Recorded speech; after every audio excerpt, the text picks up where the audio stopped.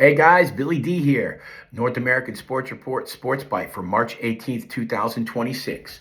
World Baseball Classic. Last night, Venezuela defeats Team USA. A tough pill to swallow for the Americans as their lineup just did not produce. Eduardo Rodriguez for the Red Sox was the starter for Venezuela. He went 4+ innings. He did not get the decision. He gave up 0 runs, though, in his 4+ innings of work. Nolan McLean for Team USA, the young Mets starter, gave up 2 runs over 4 innings. He also did not factor in the decision. In the second inning, Venezuela produced a run. They had 2 runners on. They moved them over. Acuna sac fly, and it's 1-0 Venezuela. Then in the 5th inning, a Red Sox Wilyer Abreu's home run makes it 2-0 off McLean. And it stood up that way until the 8th inning when Bryce Harper, who had also been quiet at the plate, hits a 2-run blast, and it's 8. And in the 8th inning, it is 2-2. In the 8th, all tied up. The place is going wild. Now, because a lot of these pitchers are on pitch counts and have informed managers, the big clubs have informed managers about the usage, back-to-back games, too many innings of the relievers, which is why you didn't see Mason Miller, who's been such a stud, the San Diego Padre reliever in this tournament. He's been lights out. David Bednar of the Yankees has also been lights out. But in the 9th inning, it was Garrett Whitlock of the Red Sox instead for Team USA. And, DeRosa did say after the game that, he was informed that, not to pitch these guys unless it was an emergency. You got a 2-run lead and you're 3 outs away, or maybe even just a lead and it's to wrap the game up, but not in a tie game. Not too many pitches, not too many innings. These guys are on a pitch count, and that's the reason why you didn't see Mason Miller, who was spectacular and would have been the guy you would have logically went to, and you didn't see Bednar either. And instead you got Garrett Whitlock, and after a walk and a stolen base with no outs, the designated hitter Suarez hits a double to left center, and it's 3-2. And they held on. In the bottom of the 9th, Team USA went 3 up, 3 down, including 2 strikeouts. I know Roman Anthony struck out. I think he might have been the last out, the young Red Sox outfielder who had a great series. And that was it. Heartbreak for Team USA. Again, Aaron Judge, just awful in a big spot, which has, kind of haunted him in his career. And listen, I'm all in on the WBC. Let's do it during the regular season like the hockey does for the Olympics, where they take the break during the regular season. No stipulations, all the best players. I know the Americans had a stacked lineup, but the pitching staff, Logan Webb of the Giants, Paul Skeens of the Pirates, great. But after that, normally McLean, a kid like him, would not be starting in a championship game or a deciding game. Let's get all the big pitchers in there. No stipulations, all the big arms. Let's take a break during the regular season. Let's make this count all that more. Because it's not an exhibition to the other countries. They played it like it meant more than the World Series. So that's it for the WBC. Congratulations to Venezuela. That was the 6th WBC in history. The United States has won once. Dominican Republic has won once. Venezuela just claimed their first, and the Japanese have 3. So that wraps up the WBC.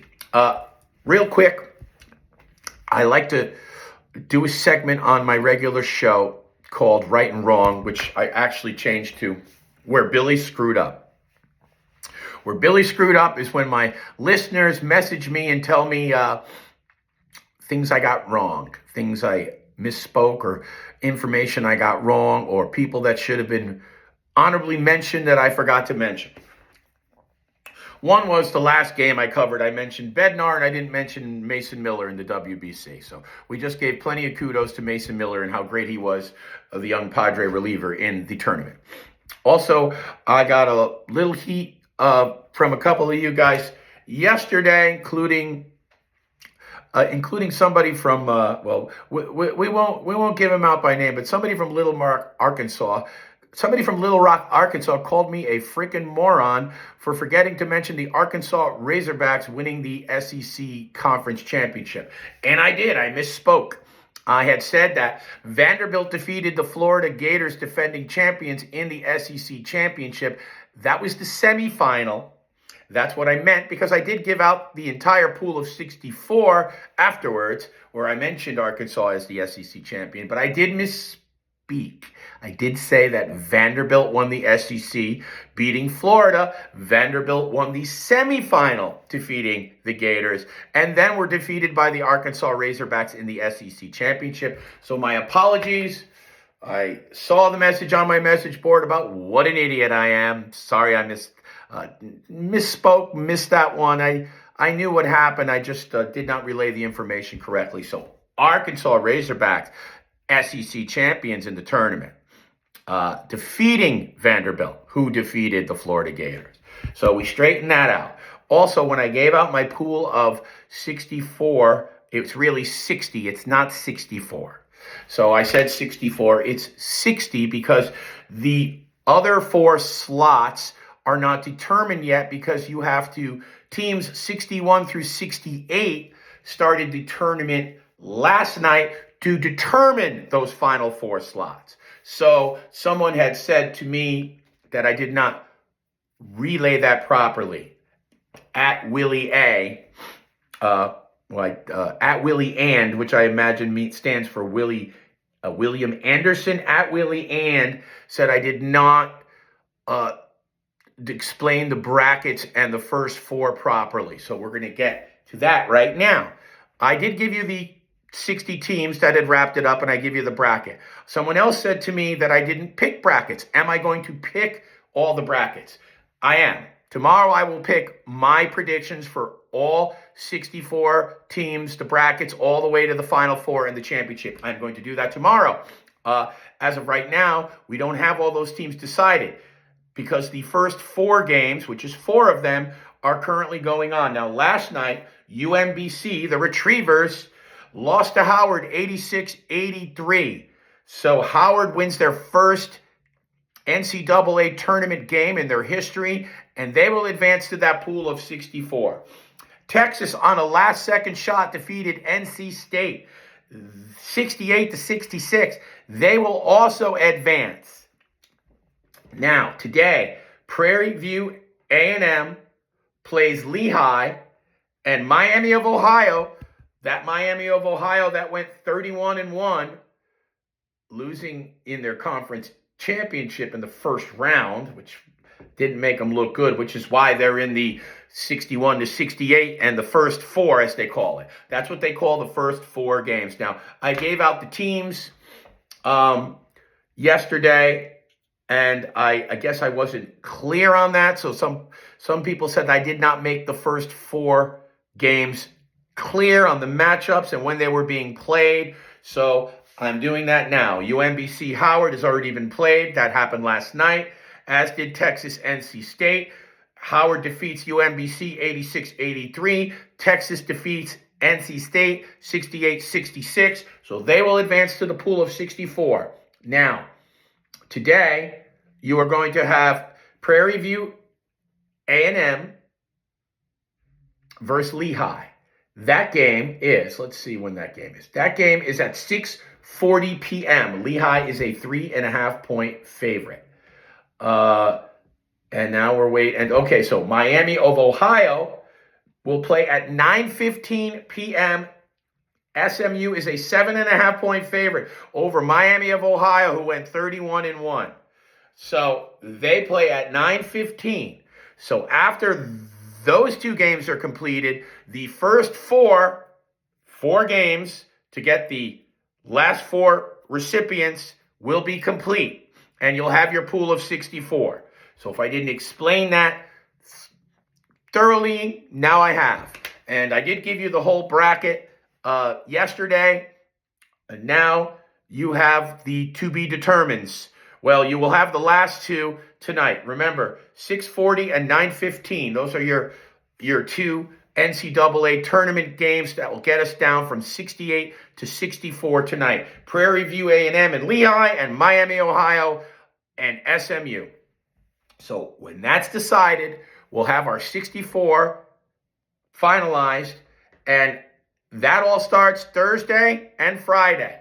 So you're going to have games on Thursday and Friday in the NCAA basketball tournament. These games are basically starting at noon, and the last games are 10 p.m., so they'll go on till after midnight. So you'll be watching basketball if you get the chance, or listening on the radio as you're going to and from work from noontime until 12:15, 12:20 in the morning for the next 2 days, Thursday and Friday. I am going to come on tomorrow early, and I'm going to give you, it'll probably be in the morning before I hit work. I'm going to give you the bracket, all 64. I'm going to give you right to the Final Four in the championship, my predictions, because I got called out for not doing that as well. So there you go. That's where Billy screwed up. I am going to give you my predictions. I corrected the matchups of the first four and when they're played and when they'll be decided. And I corrected the Arkansas Razorbacks won the conference championship. Okay? They won the SEC Conference Championship in the tournament. They won the Conference Tournament Championship. Did the Arkansas Razorbacks over Vanderbilt. Not Vanderbilt. Vanderbilt beat the Gators in the semifinals, those defending champion Florida Gators. They're all in the dance, and they're all amping it up starting tomorrow, Thursday, Friday, noontime till about 12:15 in the morning. Basketball will be a-playing. So check it out. We're going to do our whole bracket tomorrow. Once we get these final two teams done with their games, we'll have the full 64-team field, and we'll go over it. So I'll be back on tomorrow before the games hit at noon. So I'll be on tomorrow before the games hit at noon. I'll give you the brackets. I'll give you my predictions, and that's it. What else do we got before we get out of here? We covered the WBC. We covered the NCAA tournament. Oh, there was a big trade as the Miami Dolphins continue their house cleaning in the NFL. They send Jalen Waddle to the Denver Broncos and a fourth-round pick for a first-rounder, a third-rounder, and a fourth-rounder. I know this upsets a lot of Miami Dolphin fans, but listen, you're still paying Tua a ton of money, and he's going to be on the Falcons. You got to cut cap. You need draft picks. You need young players that are inexpensive for the first 4 years. You got Malik Willis at quarterback. He could be the guy. He's going to get definitely a mulligan this year because the roster's going to be depleted on purpose, but you're going to stockpile draft picks.